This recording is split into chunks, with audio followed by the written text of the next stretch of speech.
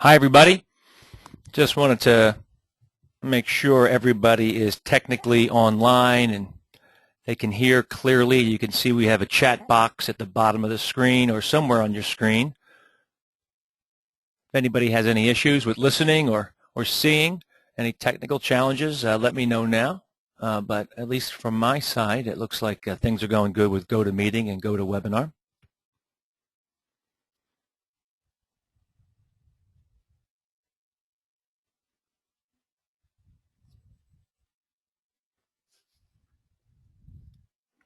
So right now, it's 10 o'clock right now, straight up. And I am going to assume that everybody can hear this clearly. Everything technically is fine. Once again, if anybody has any issues with technical stuff, just use the chat box to send me that piece of information. Looks like the room is filling up all at the last minute, but that's okay.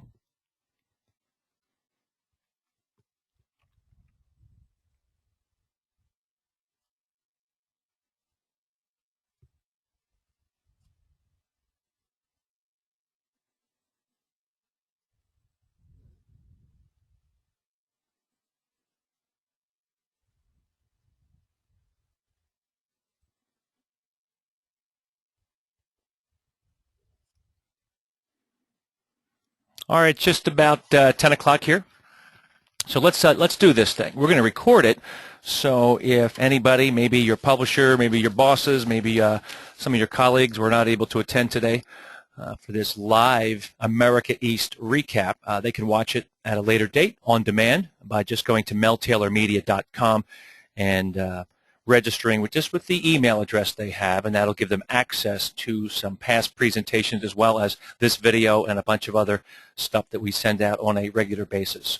So good morning, everybody. It's just after 10 o'clock, and my name is Mel Taylor of meltaylormedia.com, and I focus on trying to help local media, TV, radio, newspaper, and hyper-local organizations to figure out online business models, how to make money, how to turn our efforts into profit and revenue. And what you're going to see over the next 60 minutes is a recap of some of the bigger points, some of the stuff that was most interesting to our attendees at the America East newspaper conference last week in beautiful Hershey, Pennsylvania at the Hershey Lodge. This is a session called For Publishers Only, Run Digital as a Profit-First Business. For those of you who know me and for those of you who don't, give you a little backgrounder on me real quick. I am the guy that's known for no BS, digital business models for local media. For those of you who know me, I don't really pull any punches. Of course, on occasion, I don't make some friends because of what I say. But I find that the more I am straight up and frank and straight to the point, more people are being helped. So if I make a few enemies, that's a good thing. There's no such thing as not having enemies as you try to share information that actually is going to better the industry as well as the individuals working inside the local media industry. My background, for the past 10 years, I've worked with many newspapers, TV, broadcasters, and my entire life, my entire career has been in Philadelphia media, TV, radio, newspaper. Of course, I was an on-air disc jockey, a TV guy, moved into sales, moved into interactive and training. So a lot of the stuff that you'll hear today is based on all those many, many years of experiences, a lot of failures that I've been a part of, a lot of problems and mistakes I made, and some success stories that I've been a part of. So what you're getting is the best of all of that over the past many, many years of my career in local media. And like I like to start out with my presentations, especially in Hershey, I pretty much was straight up with the standing room crowd, the standing room only crowd at the Hershey Lodge. I asked them, how long will you continue to do what you're doing? How long will you continue to bleed red ink and lose money and operate digital at a loss before you clean house? How much longer, how many more years, everybody, will you keep on doing what you're doing until you realize that maybe some of the stuff you're doing just isn't working? Because I asked the people in the room, standing room only, we're talking about 70 people in the room. Many people couldn't get into this room at the Hershey Lodge. There was not enough space. For some reason, they put me in a smaller room where the room next door was probably 5 times the size for a session called QR Codes 101. I thought that was odd. My session's about revenue and profitability and making money and operations. And the other session, which is heck of a lot more sexy, I totally get that, QR Codes 101. That room was much larger. Go figure. So who really is responsible for where we are as local newspaper people or local hyperlocal publishers or local media executives? Who is responsible for our challenge? We're still stuck in the mud. Well, right off the bat, I pointed the finger right at the publishers. If there's one person that can truly help lead you or put you in the right direction, it's the publisher.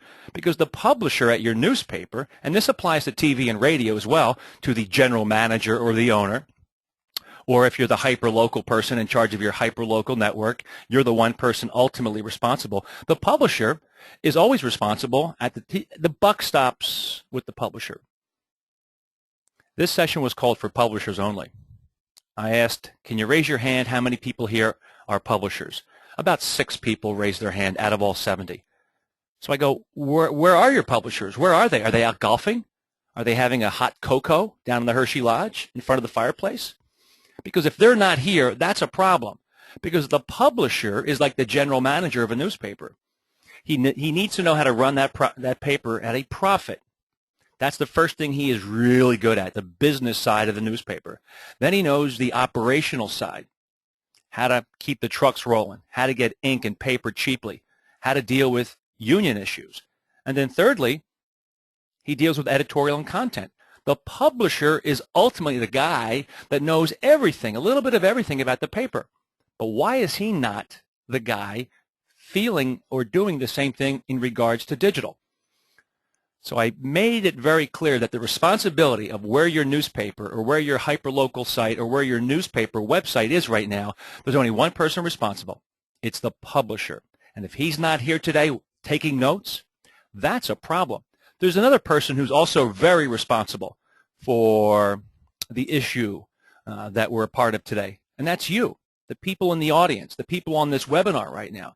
Because if you keep quiet, if you just keep your head down and say, well, you know, they're not providing training. Well, you know, they're not really creating a site or providing us with products that we can sell. They're not really open to understanding the competitive marketplace. You know, they hired some guy from Google or some other guy with a big giant resume of all kinds of digital stuff that was very impressive.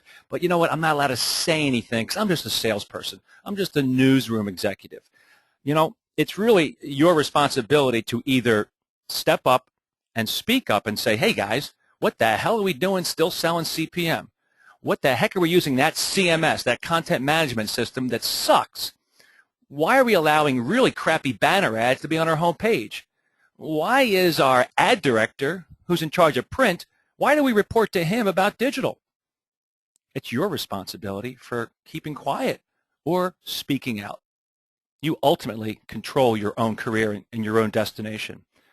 You can either stay where you are or you can leave and go where you are greatly, greatly valued. Do you know how many people outside the news industry need your skills?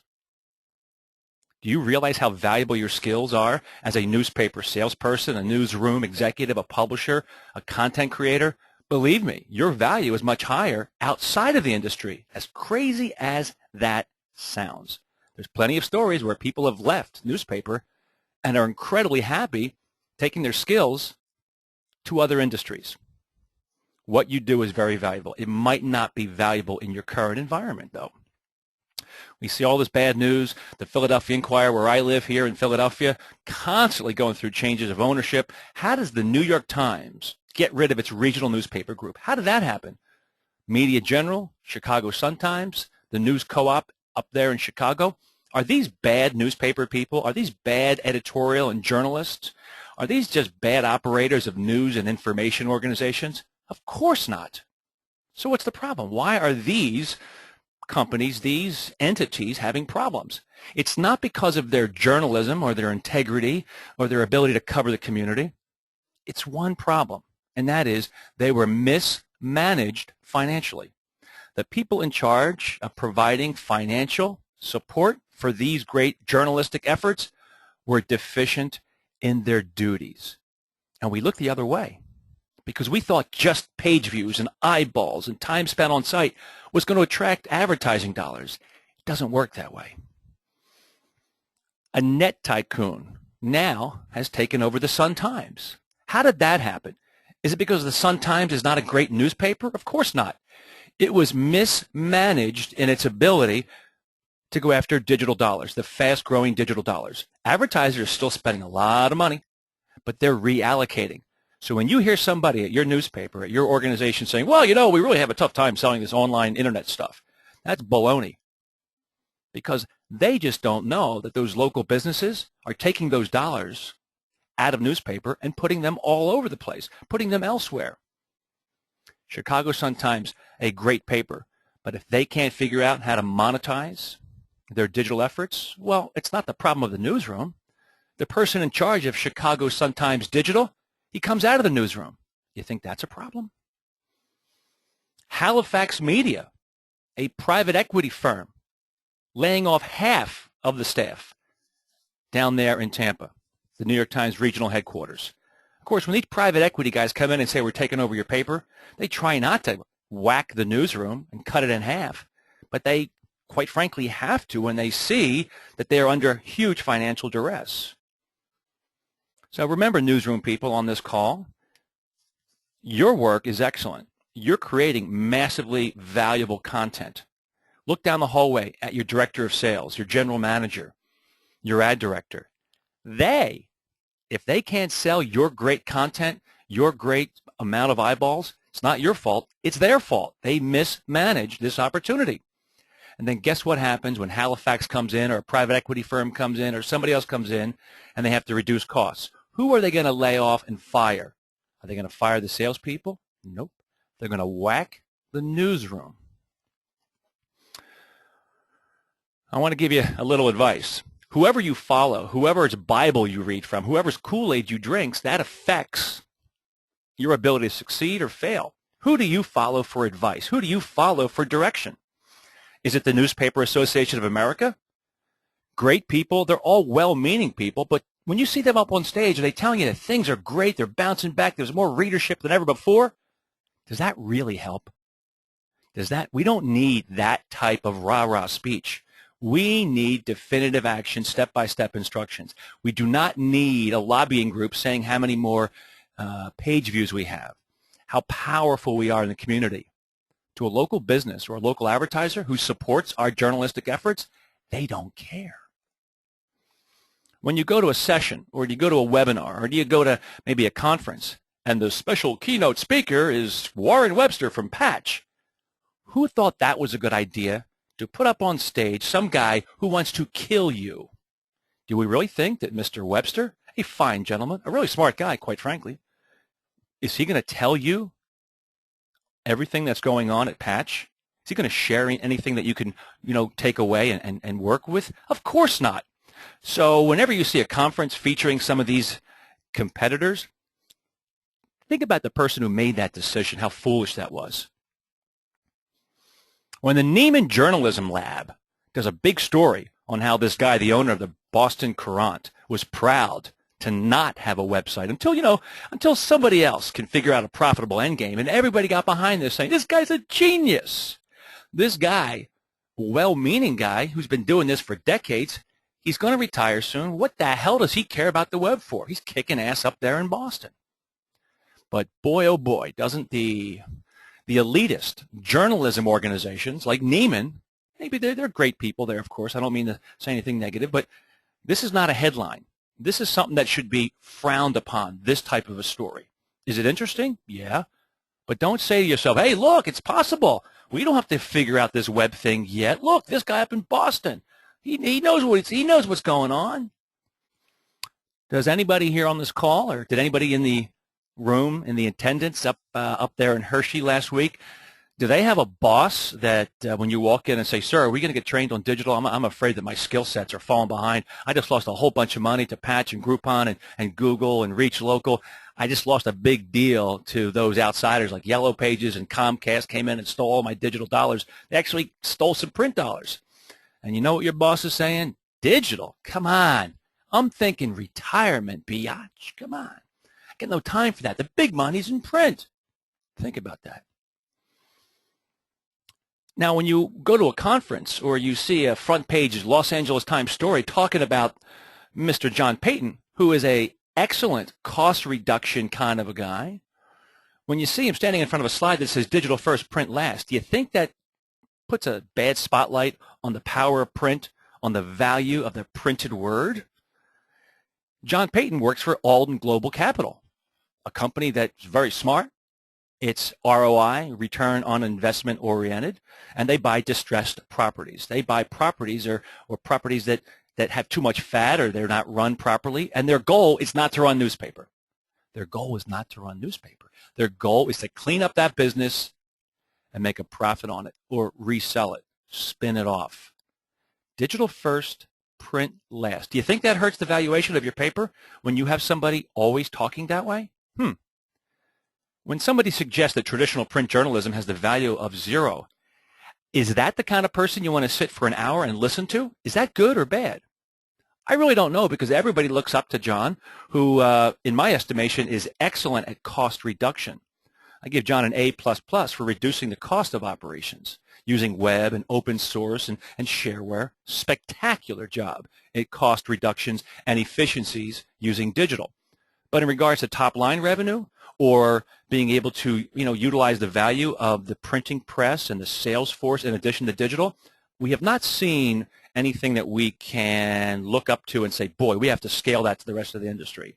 Get a little nervous when I see this, because we think that when John talks this way and he puts print journalism down like this, what it does is it reduces the value, the valuation of your newspaper property, your real estate, your relationships with advertisers, your printing press, so that a private equity firm like Halifax or Alden Global Capital can come in and buy your paper at 50 cents on the dollar. Think about that one. Because private equity, they want to pick away. They're going to pick away, pick away, pick away. Like vulture capitalism. And once again, John is a great venture capitalist guy. But is he really operating in the best interest of newspaper, or is he a venture capital guy right now? And John's not the only guy doing this. There's many others. So we just have to remember this. Private equity and what John's doing for Alden is excellent. But is that really in the best interest of those of us on this call and at Hershey, that we really want to make sure we defend our great local newspapers, our printing presses, and our relationships with local business? We like to read John's blog all the time. He's very open and transparent. He talks about how he's pushing out a new sales product each week with digital. His sales team calls it the fire hose. Every week, a new sales product gets pushed out to the sales force because he wants to see, throw shit at the wall and see what sticks, right? An unending stream of sales products, more digital products all the time. See what works. No one knows what's going to work till you try. These are all paraphrased quotes from his recent blog post. But we believe that that's not a good thing. We think that you should ask the local advertisers what they want. Does that make sense? Why are we coming up with, hey, I wonder what they're going to buy, what they want to buy? Maybe we should ask the local business what they're currently buying, what they're considering buying, right? Because news is not a business model. Advertisers don't want to place an ad next to the story of Rick Santorum's sweater vest, or that Romney just won Chicago or Illinois last night. They want to get their message in front of the eyeballs that you bring to the table. That's the business model that we're in. We're in the model or the business model of helping local business. Far too long, we've had well-intentioned people, looking for revenue models for current journalism, online journalism and content, looking for revenue models. That's a big failure. When you hear anybody talking like this, well, we're still looking for these models, we're still researching, may I say it? This is rated R, right, this webinar? That's bullshit. We should be taking a look at all the different revenue models that are already proven and figure out how to support online journalism. That's the way we should be doing it. There are plenty of examples of local businesses using digital and spending money online. Identify what that is and use that to subsidize our newsrooms. And you really got to start out with a three-step plan. First off, use digital to reduce costs. That's the easiest thing to do. Digital First Media and John Payton, they kick ass with this. Reduce cost first, because that's the easiest thing to do. Use digital to reduce cost of operations. Then use digital to increase print share. Add a social media component or an online video or a contest or an email component to your print presentation. Get 25% more of that person's print budget by adding on or layering on some kind of a digital component. You don't always have to sell banner ads. And then number 3, tap new revenue. Sell internet-only deals. This is the way you should do it because this is the easiest way to get going. Some people just try to do number 3 right away.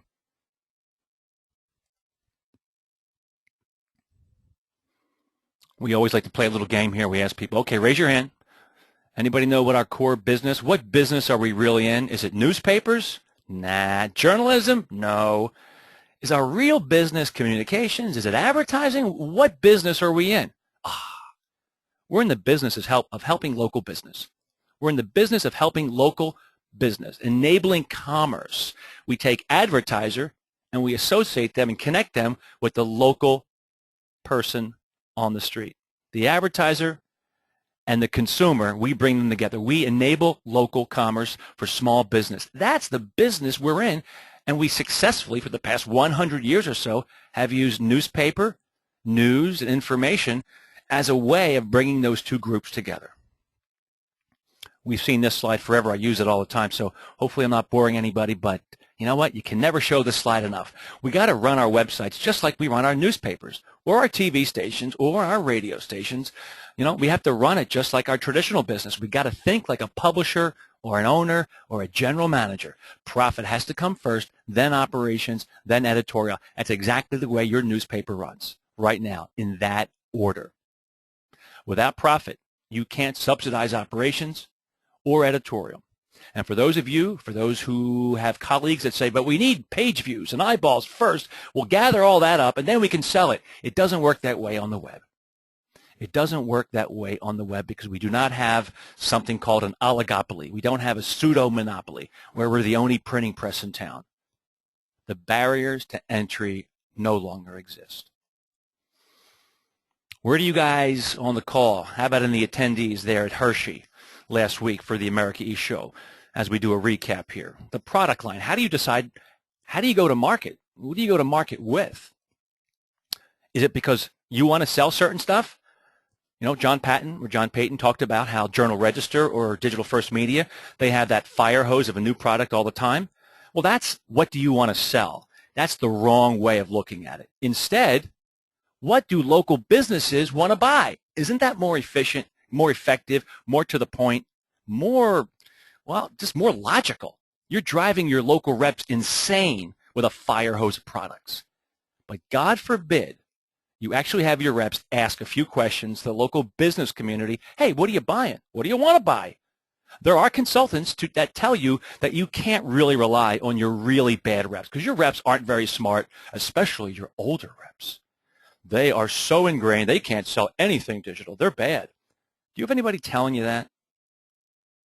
Your older reps probably are more mature and more likely to succeed because they're mature. They have more marketing and sales maturity and background. Anybody can be sold or anybody can be taught to sell digital. A 21-year-old kid with an iPhone could be taught to sell old school media. Don't tell me that can't happen. Don't tell me you have to use an outsourced method for research. What do people want to buy? What should we sell? Let's buy this $10,000 research package. Newspaper, this could be TV and radio as well. Who do you focus on? Your needs or the needs of the local business?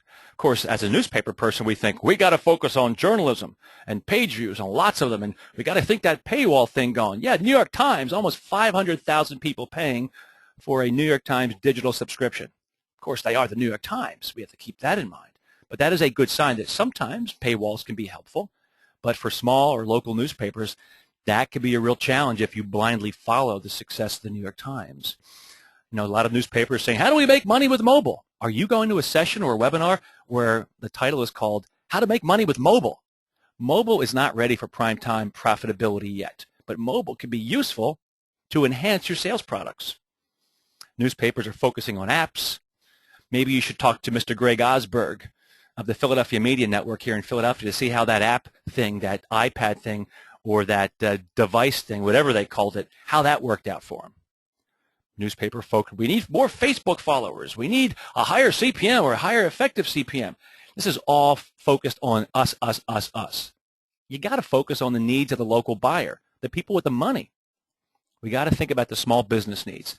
They care about being found in search.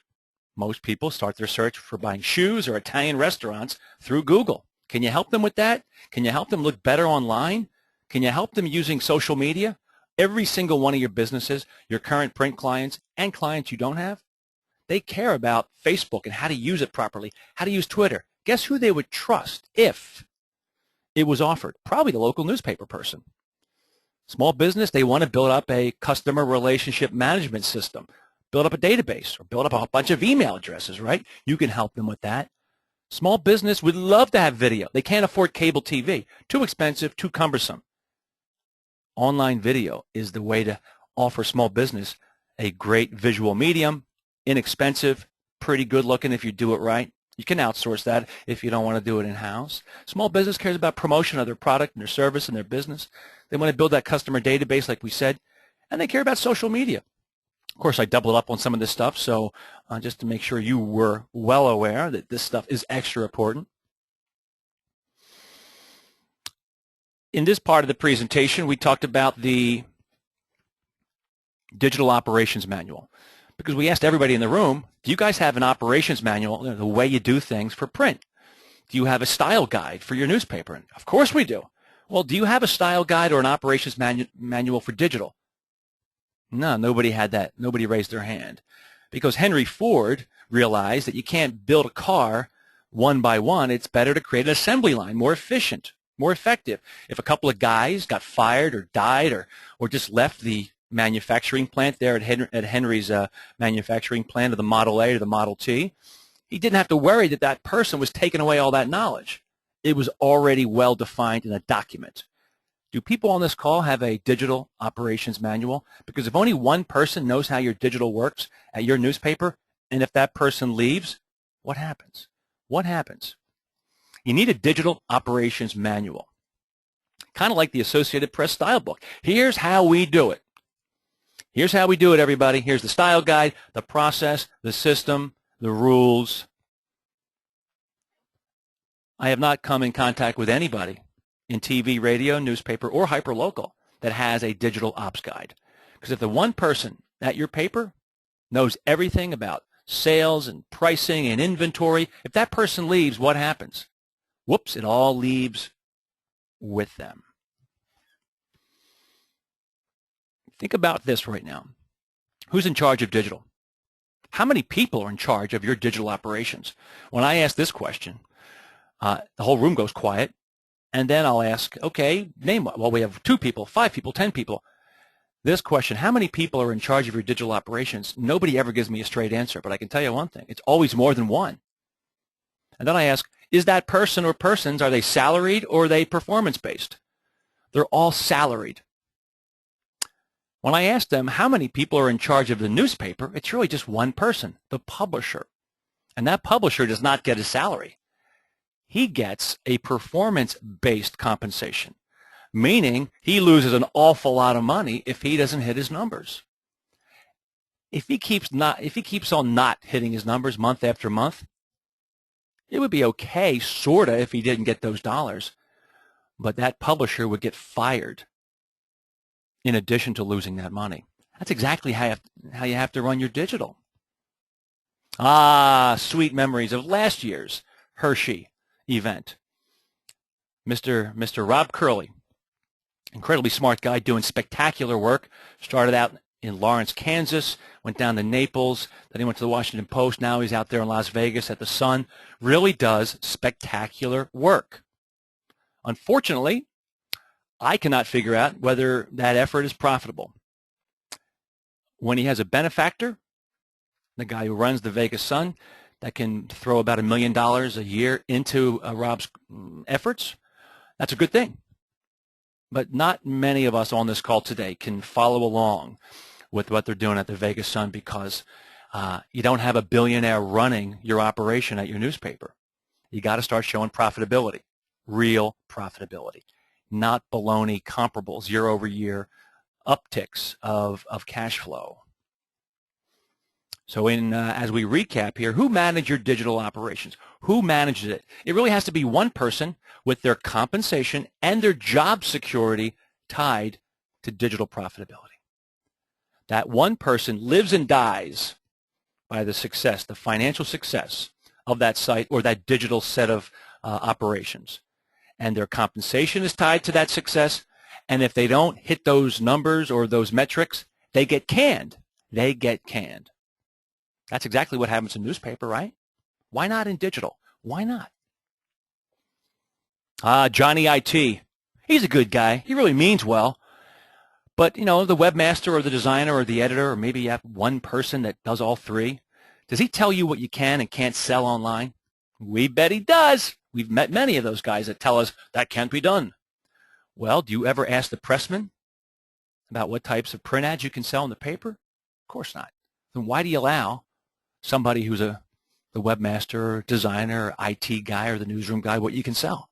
That happens in 99% of the meetings I'm in. There he goes right there. Matter of fact, this is one of my current clients. They're down there in Sarasota. And he's a good guy. You know, I taught him that, listen, get a new shirt. Don't wear short sleeves. Wear long sleeves and roll them up. And he kind of paid attention to me. But he goes, you know, Mel, I like you, but quite frankly, I'm going to try to cut you off at the knees because you're killing my business down here, man. Because I told the boss, I told the publisher that, you know, we can't really do that stuff that Mel said, sir, because, well, quite frankly, this is the way we've always done it. Or maybe, you know, they come up with some kind of BS that the platform we currently have, the CMS, it cannot technically do it. It cannot technically do it. Well, we don't offer that stuff. We just don't do it. I'm sorry, you're the IT guy. You're the webmaster. What are you telling me what we can and can't sell? You don't have the time? Too expensive? It'll be a bad user experience? This is some of the bullshit that we hear consistently at every newspaper, TV, and radio station. Well, almost every single one of them that we work with or at least come in contact with. So beware, everybody.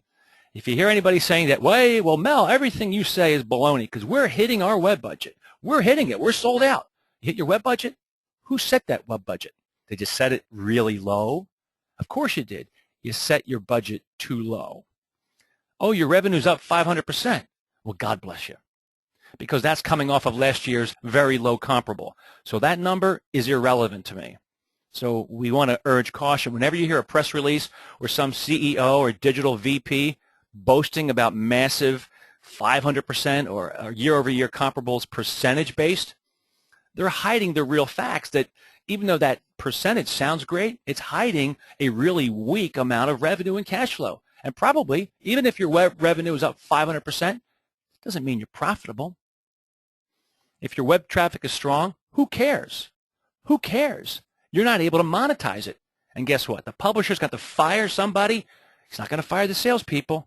He's going to fire the people in the newsroom that are creating that web traffic. You have 5,000, 50,000, 500,000 Facebook fans? That's spectacular. Let's have a celebration. How are you going to monetize that? All you're doing is making Mark Zuckerberg richer. You're using his platform.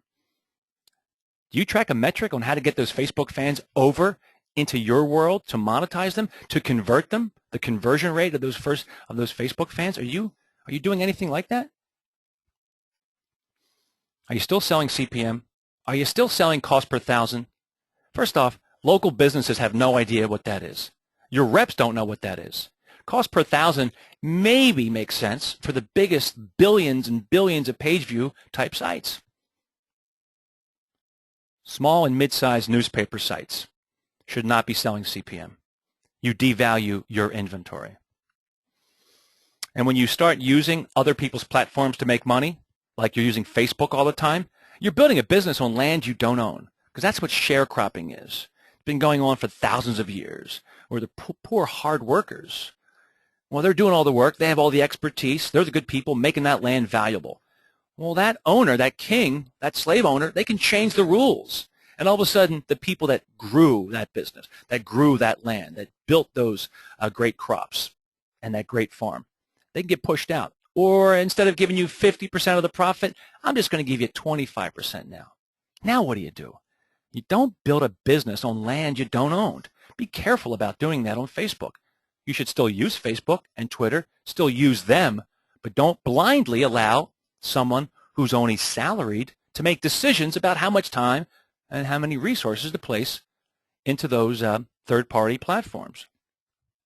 Spent a lot of time up there at CUNY, the City University of New York Graduate School of Journalism. Pretty awesome. A lot of smart people. Quite frankly, they're too smart. You know, first off, they're too smart, but in a way they're kind of dumb because they let a guy like me in. Could never known I'd be taking a lot of pictures, sitting next to Jay Rosen, John Payton, and Jeff Jarvis.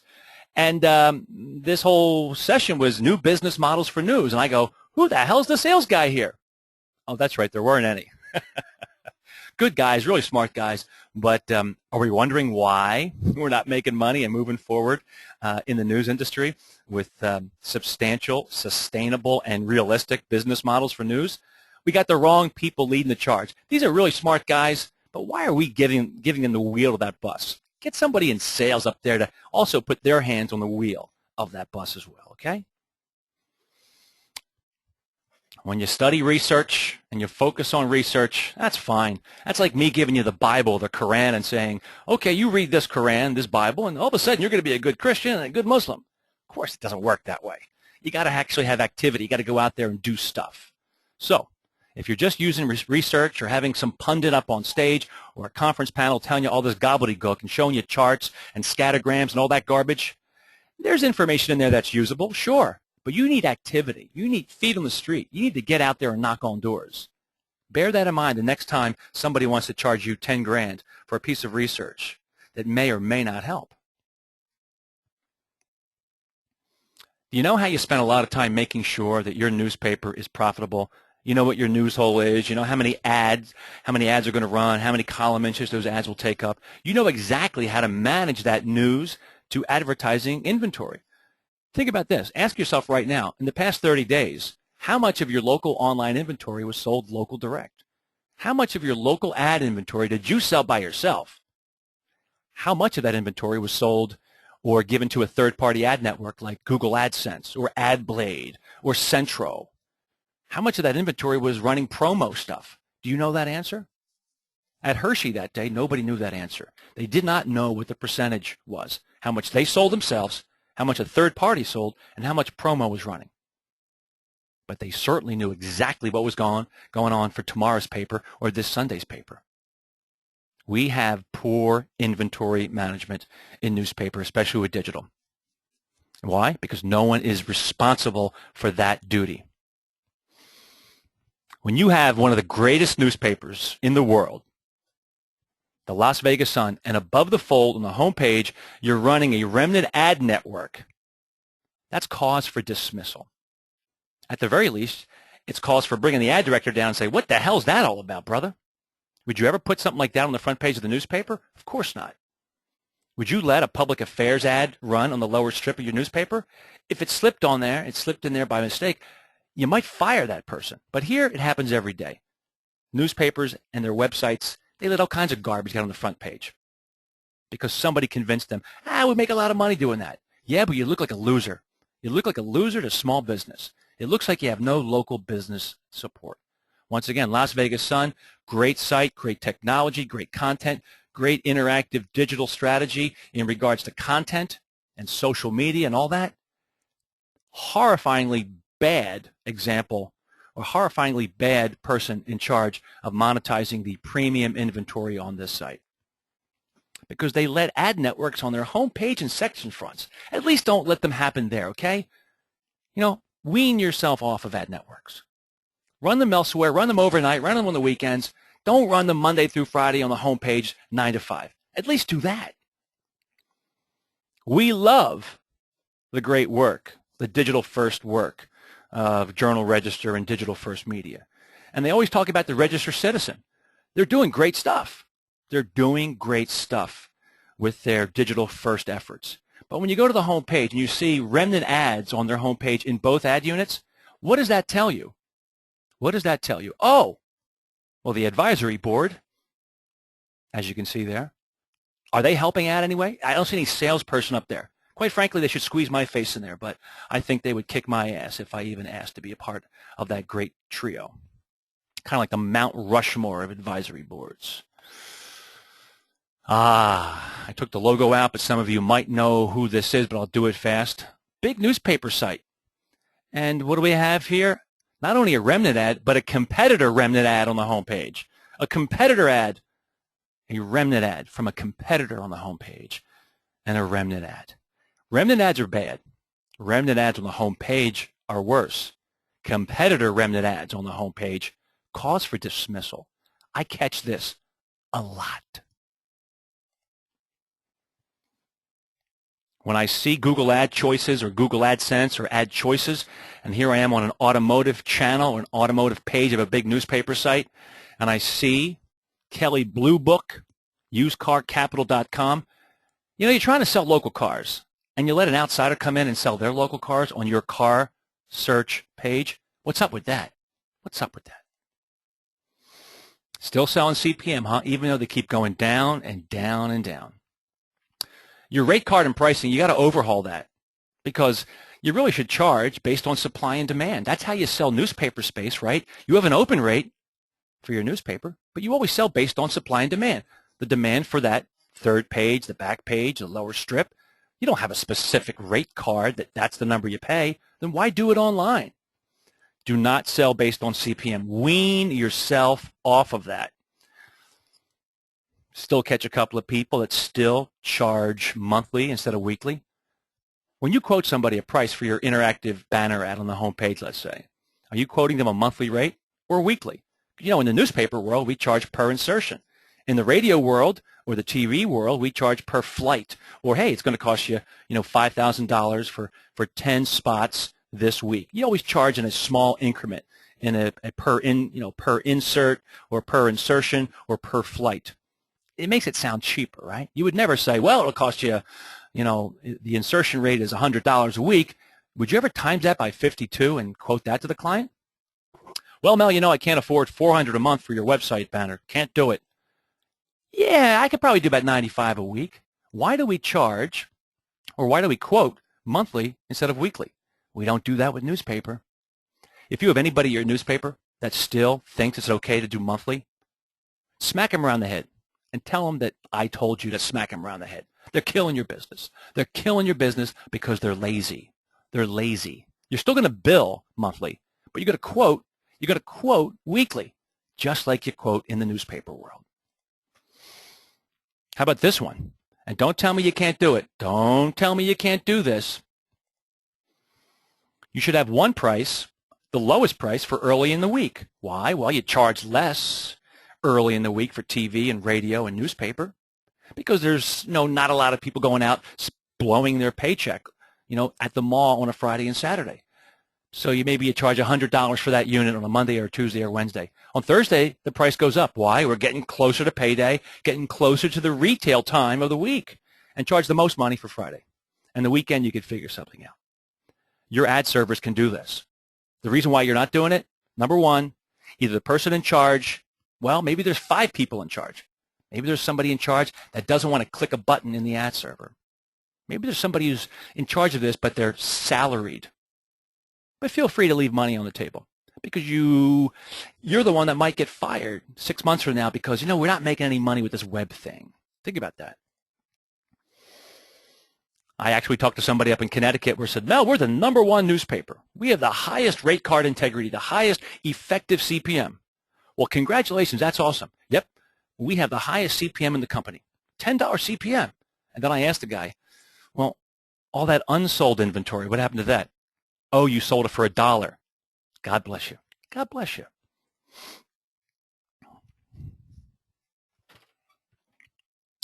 So we have about 15 minutes left here, and what I'm going to do is go through just a couple more slides, and then I'm going to do some Q&A.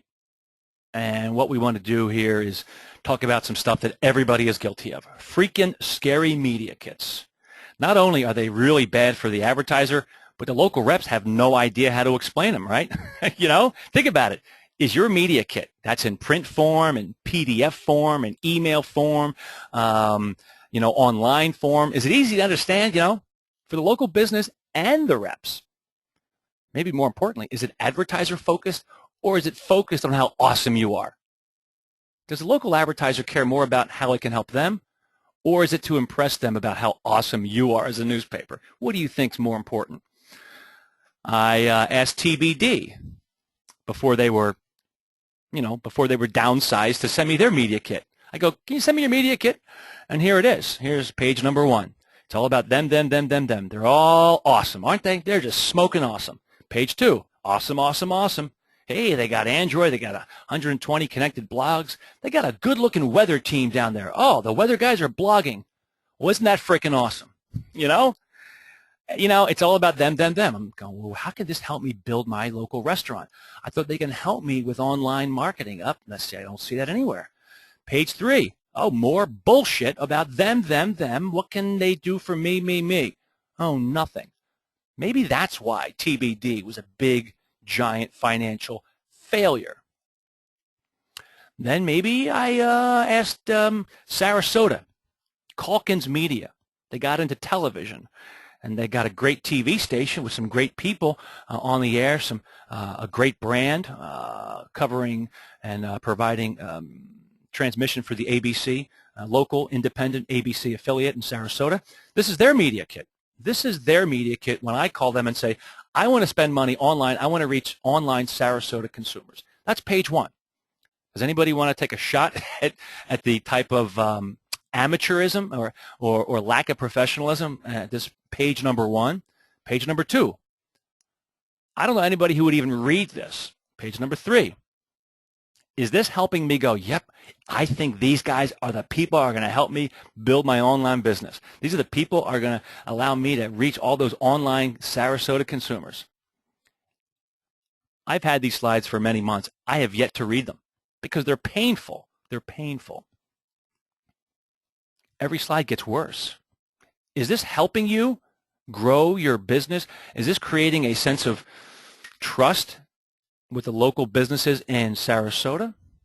Or is it actually hurting you? I believe it's hurting you. It's making you look unprofessional and that you're the first people. ABC7 are the top of my list of who I'm not going to call in regards to digital marketing. I guarantee you, this is solidifying that thought in my mind. I will never call WWSB Channel 7 in Sarasota for digital advertising because they sent me this. Well, this is information. Television is the #1 source for product information and news. I wonder where they got that information. Oh, that's right, the TVB, the Television Bureau of Advertising. They're very, objective, right? Newspapers don't even get this kind of time spent on site. 18 minutes on the site, that could be a problem. I don't think that's accurate. Take a look at media kits from the Las Vegas Sun. #1, it's 2 years old. 2-year-old online media kit. The rate card's 2 years old. You would never put that out in print for your print reps, would you? But online, you can let that slide, right? Up top here, you're calling leaderboards a leaderboard? How about calling the top banner a top banner? Why? Because it looks like a top banner. What the hell's a leaderboard? What's a leaderboard? It's some technical term that some other idiot made up 10 years ago. And God forbid we change it to something that's much more intuitive. That a local business can go, oh, that's a top banner. Where's that? Oh, it's at the top of the frickin' page. Down here, all this complexity, maximum file size, 60K. Is that really necessary for a small business? Complexity and inside talk kills sales, everybody, okay? Got to fix that kit. I just don't badmouth all this embarrassing stuff. I'm going to show you how to fix it and fix it nice and easy. The first thing you do is want to make sure that you let that local businessman or person or that businesswoman know that you are the ultimate player, the ultimate contact to help them reach online consumers or consumers in Sarasota, for example. And they always say, how many hits do you get? What kind of traffic do you get? That's what they ask you. What they really want to know is what your total reach is, right?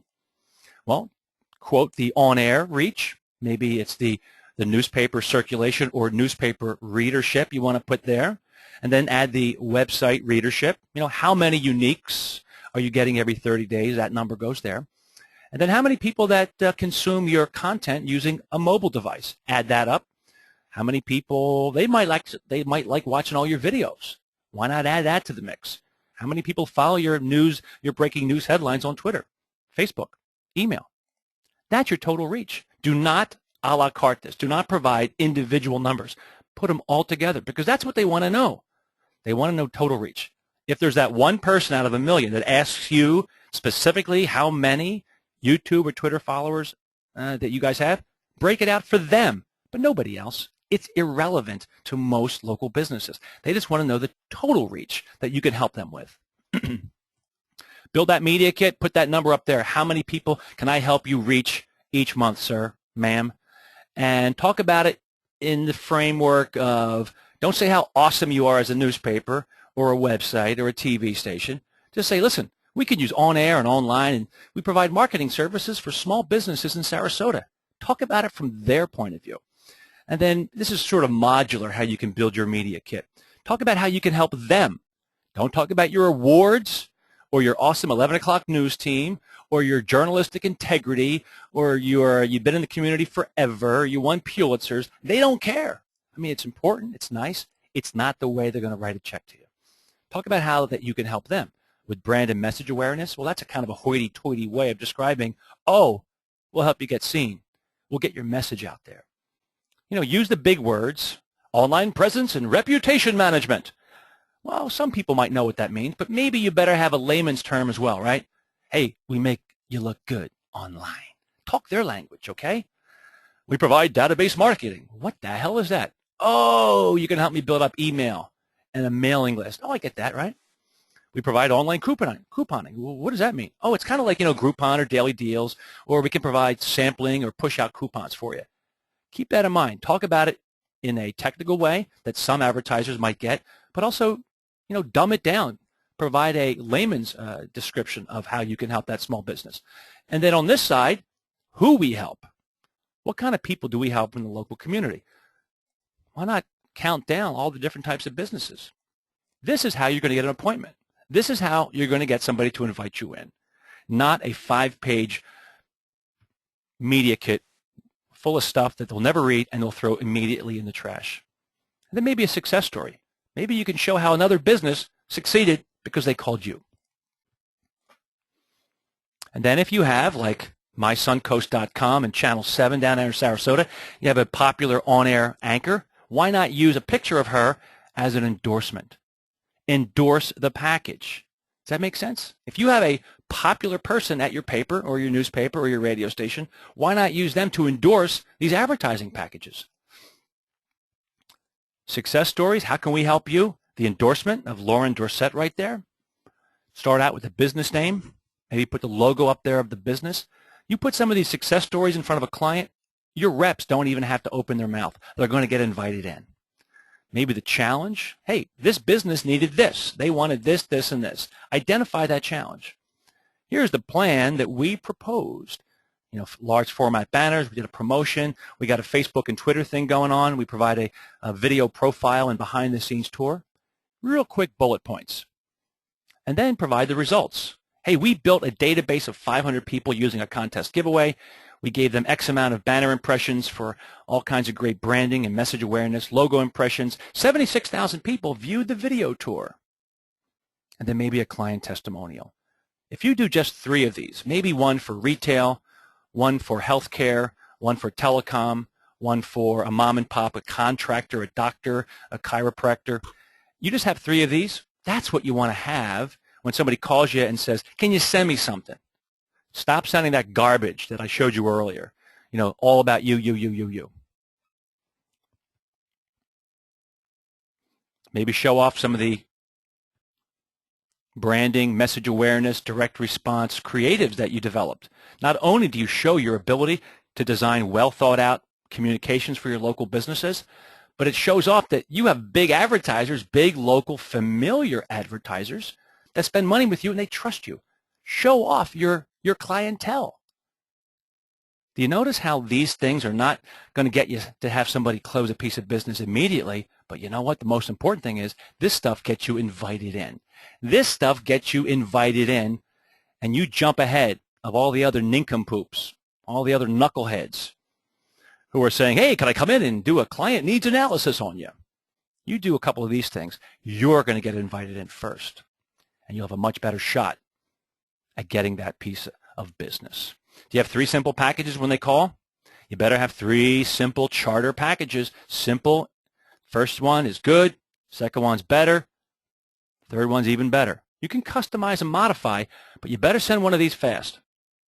You better not always customize. You send this first, and then you ask, does this help? Can we tweak this? Can we add to it? That's what you got to do.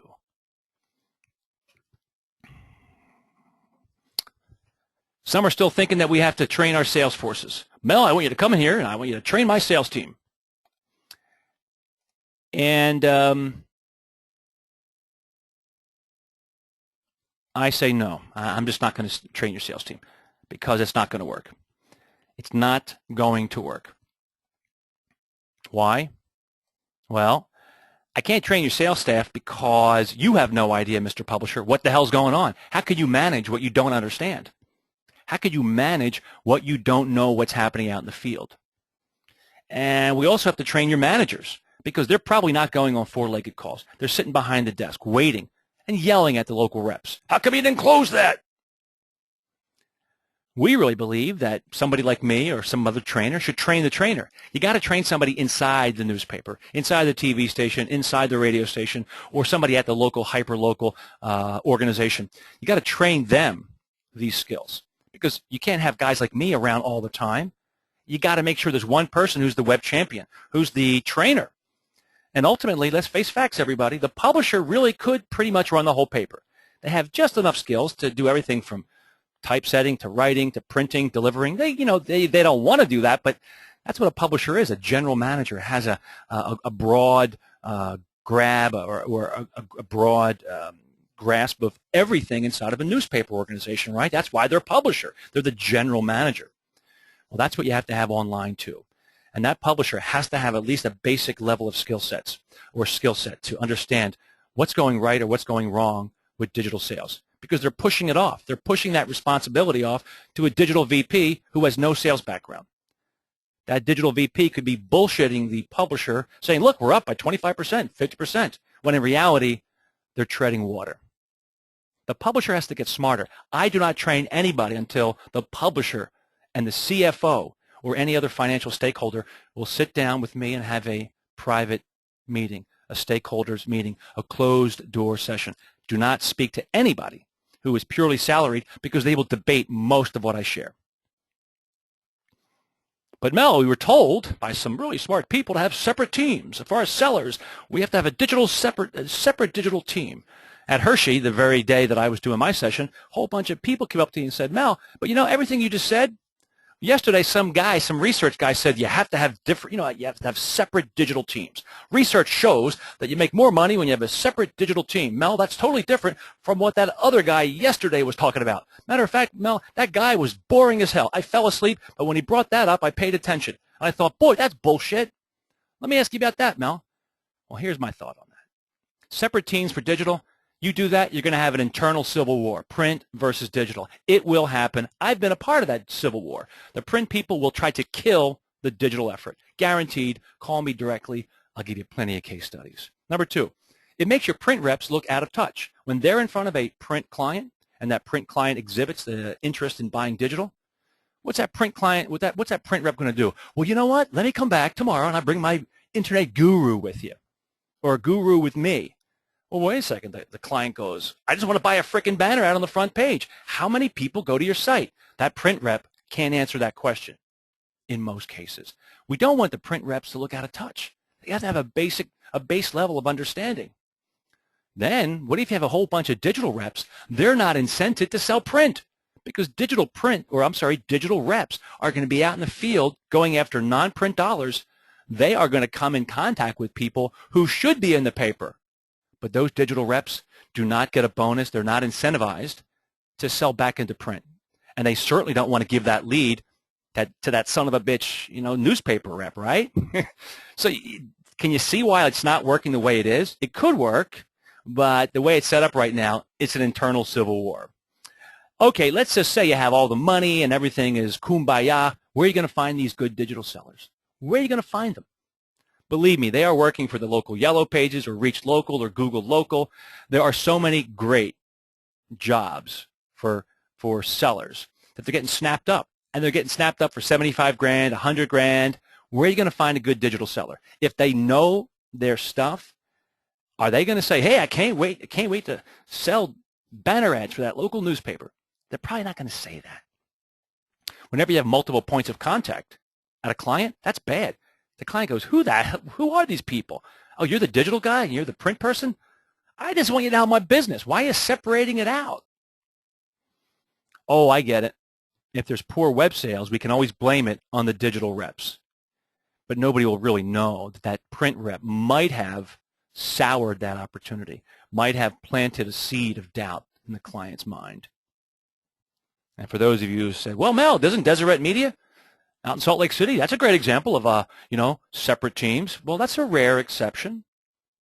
And we do think that some type of separate entity could potentially work. But if you're in a smaller mid-sized market, where are you going to get the salespeople? And you're telling me you can't train your traditional reps the basics of web, you can't simplify? Believe me, your reps, they want to learn. They want to learn digital because they realize that every day that goes by, their skill set becomes less valuable in the marketplace. Your reps are petrified that their skill set is less valuable to future employers because all they know how to do is sell print or TV or radio. But if they want another job, and if they can't talk confidently about digital and cross-platform, they're not likely to get that job if they want to go find a new job. They're not even sure how clients are spending budgets because they were told, don't worry, we'll do some research on that. We'll get you the information. No, why don't you have the reps ask the clients, how are you spending your budgets? Ask these questions. Hey, sir, what's your current marketing allocation? Just give me some general sense. Is it 25% in outdoor, 25% with direct mail, 25% in newspaper, 25% in cable TV? That piece of information would be very helpful. Now you say, sir, out of your digital allocation, how are you splitting that up? Search? Are you going to put a lot of your money in, like 50% of your budget into overhauling your website? Are you going to take 25% of your budget, of your digital budget, and put it into Facebook and social media? That answer would be very helpful. Hey, sir, what kind of digital are you considering for 2012? For the next 12 months, what kind of stuff are you thinking about experimenting with? And then number 4, who's pitching you, ma'am? There's got to be somebody who's knocking on your door, calling you, sending you stuff, trying to sell you digital stuff because you don't know who is in the marketplace. You get the answers to these 4 questions, these 4 simple questions. You will have a much better idea on what product line to go to market with. Or you can choose John Payton's idea and that just, put a new product out there every single week and freak everybody out. Ask these 4 questions. Find out really what you should go to market with. Or you can spend 10 grand on a outside research firm to figure this out for you because your reps are too stupid, too old to ask these really complex questions. You got to overhaul that compensation. Reps, well, they got to get bonus based on revenue and penalized based on revenue, not just the rep, but the manager. Make sure that you have, goals, not just revenue goals, but new business per rep. Don't just do revenue because they could hit their revenue number and then they cruise. You got to make sure they're always bringing in new business every month, at least one new piece of business every month. Maybe you could say, well, how about we do this? Just grow your percentage of current print clients to web. That's a metric. That's a goal. That is something that is easy to track. And make sure that you provide a much higher commission for new clients, especially digital, not just 10%. Seriously consider giving that rep the entire first month of digital as a bonus. They have to keep that client going on, of course, and they have to wait till that 30 days is up, or they have to wait till 6 months go by. Give them 50% commission in the first year. You got to do stuff like that in order to encourage because that's new money. It'll be well worth it. And then lower that transactional commission. Some of you might not like hearing that, but a lot of that is transactional. But really, in reality, the salesperson and the managers can make a lot more money by having higher commissions for new business and digital business because there's more of those dollars that are growing and you can grab. And who cares about the transactional stuff because there's really no skill needed for that since the advertisers are just buying anyway. There's a much higher upside here by having a higher commission for new business, even though you're lowering the commission for transactional. And the bonus and penalty, everybody. Don't just give somebody a bonus for selling web. Don't give somebody a commission for selling web. There has to be a penalty. Two different types of penalties. Number one, you're going to claw back some of the print commission. You're going to claw back some of the print budget. You keep that up for a couple of months, we're just not going to claw back your print budget. We're going to fire you. We're going to let you go. Matter of fact, that's the way we do it in newspaper and TV and radio. It's about time we actually applied those principles to web. Don't outsource sales. Why would you let somebody get in front of your local business? Okay, maybe for national deals, you can let somebody get in front of your clients in New York and Chicago. We get that. But when you bring outsiders in to hard sell your clients, it's not good because they are financially motivated to hard sell your customers. You're going to get a high churn rate. The clients are going to feel pressured. Maybe more importantly, your reps look not so good. Oh, you got to bring an outsider in to talk about digital? An outsider to close business?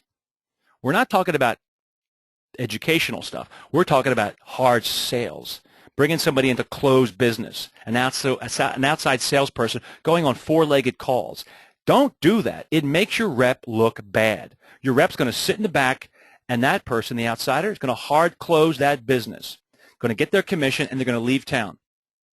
And your print rep looks bad because they kept their mouth shut, because it was financially in their best interest to keep their mouth shut. Outsourcing local sales, that's what newspaper's all about, local business and local sales. When did we ever think that was a good idea to outsource local sales? Keep it to yourself. Protect and grow your own local sales force. You know how valuable that is? Do you know how valuable that is? Keep those client relationships to yourself. Don't let DataSphere or a third party call or get in front of your clients. Your managers should be the trainers. Your managers should go on four-legged calls. Get them out from behind the desk. Your managers should play that role. They do four-legged calls. Stop using imported sellers. They make your reps look weak. Educate your clientele. Chicago Tribune with 435 Digital kicks butt. It was doing so well. I sat here and watched Tracy Samantha Schmidt, Director of Client Education for the Chicago Tribune. All these people came in all the time, paying $75, $100 to sit, and they were taught WordPress or social media. Spectacular. Not only was it a profit center, but you were actually training local businesses to get more comfortable with web. A big portion of the people that attended bought something from the Chicago Tribune.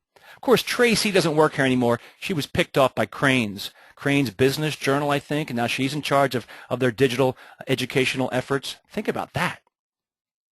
Think about that. Her skill of training local business was so valuable. Unfortunately, it was valued by an outside competitor, and they stole her away from the Chicago Tribune. She is awesome. Tracy Samantha Schmidt, formerly of 435 Digital.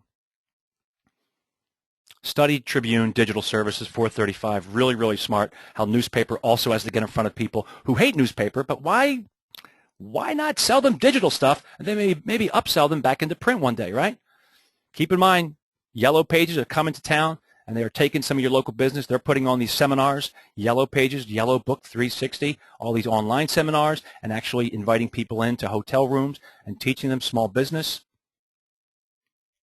Google is doing it with Google Get Online, getting into markets, teaching small businesses the basics of internet marketing. Yep, these are your customers. These are your customers. They're being taught the basics of web. Matter of fact, Google is giving them a free website for 1 year, a 3-page website, buying a domain for them, giving them hosting, providing email support, and then year 2, $5 for hosting and a domain, $2. Why are they doing this? Do they want to get into the website development game? No. They want a relationship with the local business person to upsell them later. Does your boss, does your publisher, does your ad director, does your VP of digital know about this? Are they talking about this? If they're not, that's a problem. That's a big problem. That's a big problem not just for your pocketbook, for your income. That's a problem for your career. I do the same thing. I don't sell a thing. I just get those people in the room to think long and hard about at least considering using the web and buying the web from the Orlando Sentinel in this case. Web Marketing 101 for local business. Local business wants to buy web, and if you don't sell it to them, somebody else will. All right. There you go. What we could do now is do a little Q&A. Let me open up my attendee list here, and let's see if somebody can type up some questions. If not, I got a whole bunch of questions that have already come in. Want to do a quick poll first?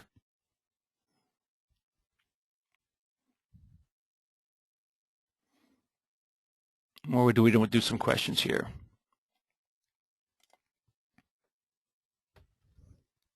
All right, let's do question number 1.